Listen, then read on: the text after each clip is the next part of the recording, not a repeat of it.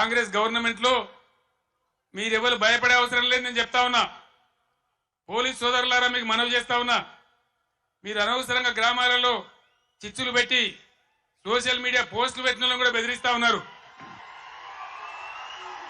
ఇది మంచిది కాదు మీరు చూడండి ప్రజల స్పందన చూడండి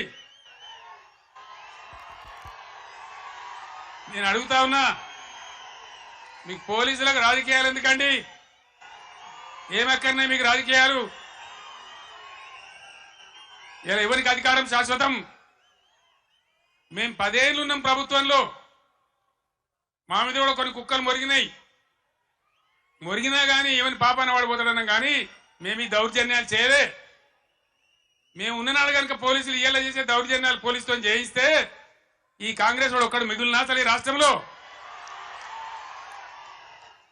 మేము అటుపోలే ఆ దారి పట్టలే మేము ప్రజల సంక్షేమం కోసం పనిచేసినాం 24 గంటల కరెంటు కోసం పనిచేసినాం పేద ప్రజల ఆకలి తీర్చాలని పనిచేసినాం ముసలి మురిగ వాళ్లకు 2000 రూపాయల పెన్షన్ ఇచ్చి ఆదుకున్నాం ఎంత చెప్పినామో అంత అమలు చేసి చూపించినాం ఒకటో అరణో తప్పితే అన్నిటికన్నీ అమలు చేసినాం 1,70,000 మంది విద్యార్థులకు ఉద్యోగాలు కల్పించినాం అన్ని కూడా చేసినాం సరే జరిగింది ఏదో జరిగింది భవిష్యత్తులో ఇప్పుడు జరగాల్సింది నేను మీ అందరినీ కోరేది ఈ కరీంనగర్లో నిలువెత్తున తెలంగాణ సోయి నింపుకున్నవాడు మన వినోద్ కుమార్ క్లీన్ క్యారెక్టర్ అన్న వ్యక్తి మన వినోద్ కుమార్ ఈయనకు బండి సంజయ్కి పోలిక లేదు పొందన లేదు నాగరావు అనుకున్న తేడా ఉంది ఈ విషయాలు గమనించి ఎవరు ఉంటే బాగుంటుంది అనేది మీరు నిర్ణయించి దయచేసి వినోద్ కుమార్ గారిని గెలిపించాలి అని నేను కోరుతా ఉన్నా ఎవరైనా ఈరోజు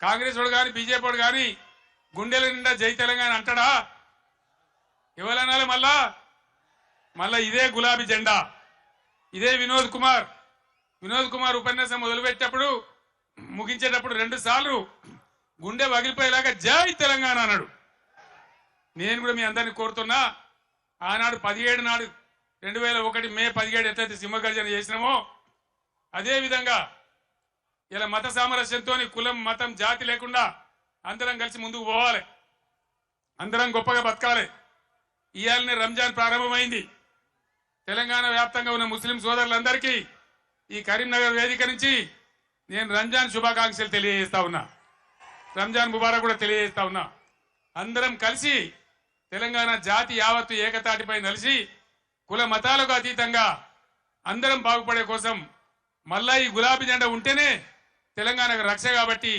ఈ పార్లమెంట్ ఎన్నికల్లో అన్ని స్థానాలలో కూడా మనం ముందుకు దూసుకొని పోవాలి కార్యకర్తలకు నాయకులకు నా మనవి పవర్ బ్రోకర్ గాళ్ళు ఎప్పుడు ఉంటారు కొన్ని బేవార్స్ ఛానళ్ళు ఎప్పుడు ఉంటాయి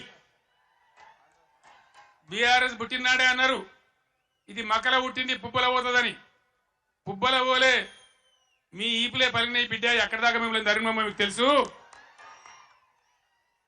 తెలంగాణ ఉన్ననాడు ఉండేదాకా బీఆర్ఎస్ భూమి ఆకాశం ఉన్నన్ని రోజులు ఈ గులాబీ జెండా ఉంటది ఇది ఖాయమని చెప్పి నేను మనవి చేస్తా ఉన్నా అక్కడనో ఇక్కడనో కూడా తలమాంచ కూడా ఒకడో ఇద్దరు పోతే కొన్ని బేవార్ ఛానళ్ళు ఇక బీఆర్ఎస్ కథమైపోయిందని మాట్లాడుతూ ఉన్నారు అట్లా ఇదివరకు కూడా అట్లా అన్నోడు కథమైంది కానీ గులాబీ జెండా ఇప్పుడు కథం కాలే బిడ్డ యాది పట్టుకోవాలి జాగ్రత్త మీ దొంగ ప్రచారాలకు ఇప్పుడు ఇక్కడ భయపడేవాడు లేడు మన కొద్ది రోజులలోనే ఎంత వైభవంగా బీఆర్ఎస్ వచ్చి మళ్ళీ ఎట్లా తెలంగాణను తీర్చిదిద్దుతుందో మీరే కళ్ళారా చూస్తారు మళ్ళీ మీరే సలాములు కొట్టుకుంటూ వస్తారు కాబట్టి మీ బేవార్స్ బ్రోకర్ ప్రచారాలు బంద్ చేయండి ఎవడో నలుగురు పోతే మనకు పెద్ద పోయేదేం లేదు ధైర్యంగా ఉన్న కార్యకర్తలు ప్రజాశక్తిని కూడదీసి మనం ముందుకు పోయి అద్భుతంగా మళ్ళా విజయాన్ని సాధిద్దాం మన రాష్ట్రాన్ని గొప్పగా తీర్చిదిద్దుకుందాం ఈ పార్లమెంట్ ఎన్నికల్లో కరీంనగర్ నుంచి వినోద్ కుమార్ గారిని గెలిపించాలని కోరుతున్న సెలవు తీసుకుంటామని జై తెలంగాణ జై తెలంగాణ ఒక్కనిగా ఒక సైన్యంగా నాతో పాటు పిడికడ మందితో జై తెలంగాణ అని బయలుదేరినాం హైదరాబాద్ లో చర్చోపచర్చలు ఎక్కడ పోవాలి ఏం చేయాలి మీటింగ్ స్టార్ట్ చేయాలి ప్రజల్లోకి పోవాలి ఇది ప్రజా గర్జన కావాలి బ్రహ్మాండమైనటువంటి చైతన్యవంతులైన ప్రజలున్న జిల్లా కరీంనగర్ జిల్లా ఇది పోరాటాల గడ్డ.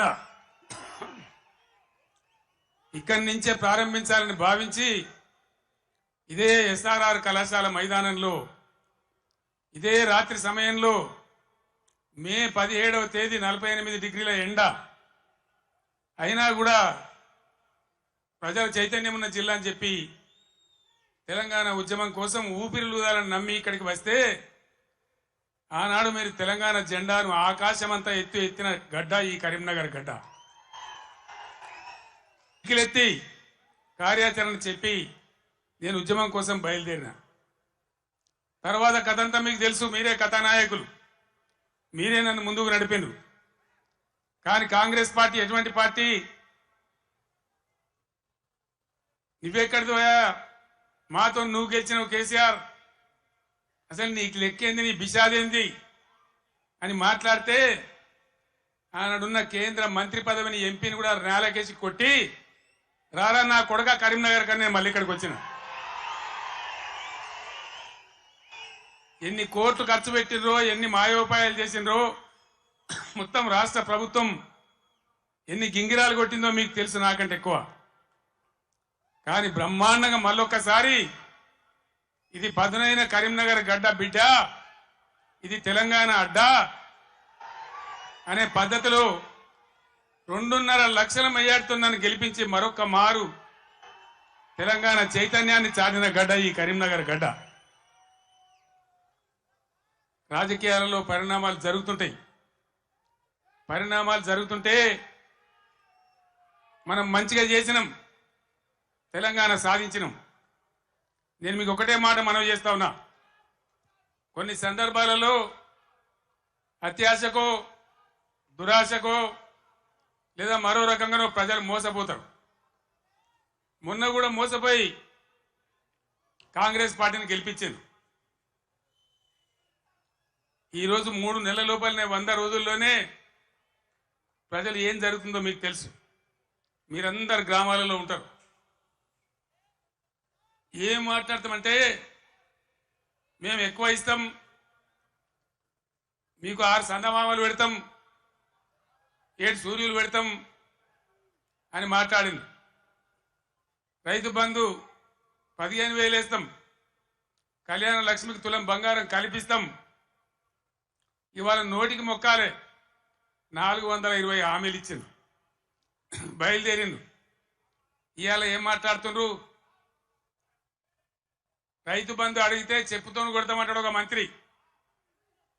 నేను చెప్పిన బిడ్డ, రైతుల చెప్పులు చాలా బందోబస్తుంటాయి, దబ్బన వాళ్ళు అదే పనికి ఎత్తుకుంటే ఏమైతుంది మీకు గతి అని కూడా నేను చెప్పిన. బందోబస్తు ఉండే ఆ రైతుల చెప్పులు.